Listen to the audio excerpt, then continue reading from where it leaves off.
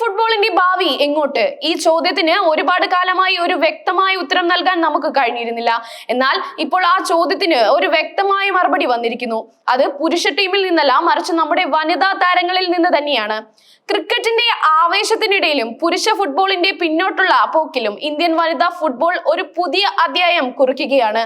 മുൻ Australian super താരം സോറ Walsh പറഞ്ഞതുപോലെ അടുത്ത 10 വർഷത്തിനുള്ളിൽ ഏഷ്യയിലെ ഫുട്ബോൾ പവർ ഹൗസ് ആയി ഇന്ത്യ മാറുമോ? പുരുഷ ഫുട്ബോൾ ടീം റാങ്കിങ്ങിൽ പിന്നോട്ട് പോകുമ്പോഴും വിവാദങ്ങൾ തലപൊക്കുമ്പോഴും ഇന്ത്യൻ വനിതാ ഫുട്ബോൾ ടീം ഒരു പുതിയ പ്രതീക്ഷ നൽകുന്നു.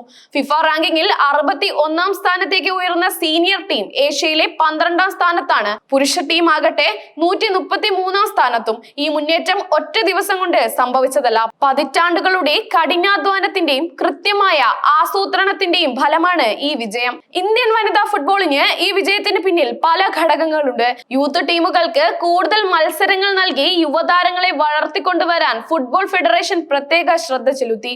വനിതാ ഫുട്ബോളിന് ഊർജം നൽകിക്കൊണ്ട് സംസ്ഥാന തലത്തിൽ വനിതാ ലീഗ് മത്സരങ്ങൾ നിർബന്ധമാക്കി.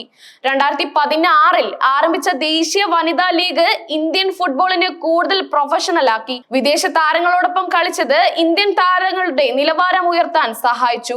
ഒഡീഷ, തമിഴ്നാട്, വടക്കു കിഴക്കൻ സംസ്ഥാനങ്ങൾ എന്നിവിടങ്ങളിൽ നിന്ന് നിരവധി മികച്ച താരങ്ങൾ ഉയർന്നു വന്നു. ഇത് കളിക്കാരുടെ ലഭ്യത വർദ്ധിപ്പിക്കാൻ സഹായിച്ചു. ഇന്ത്യൻ വനിതാ സീനിയർ ടീം അടുത്ത വർഷം ഓസ്ട്രേലിയയിൽ നടക്കുന്ന ഏഷ്യൻ കപ്പിൽ പങ്കെടുക്കും. ഇത് ഒരു സാധാരണ മത്സരം മാത്രമല്ല, ലോകകപ്പ് യോഗ്യത നേടാനുള്ള അവസരം കൂടിയാണ്. 12 ടീമുകൾ പങ്കെടുക്കുന്ന ഈ മത്സരത്തിൽ ആദ്യ 6 സ്ഥാനങ്ങളിൽ എത്തിയാൽ 2027-ലെ ലോകകപ്പ് കളിക്കാൻ ഇന്ത്യക്ക് കഴിയും. ക്രിസ്പിൻ ഛേത്രി മുഖ്യ പരിശീലകനും കണ്ണൂർ സ്വദേശി PV പ്രിയ സഹപരിശീലകയുമാണ്.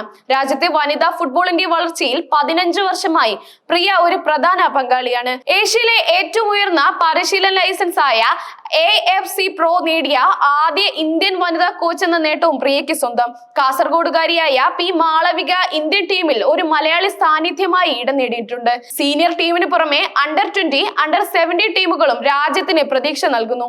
20 വർഷത്തിനു ശേഷം ഏഷ്യൻ കപ്പിന് യോഗ്യത നേടിയ Under-20 ടീം സ്വീഡൻകാരൻ യാക്കോ മാൻഡേസിന്റെ കീഴിൽ വിപുലമായ ഒരുക്കത്തിലാണ്.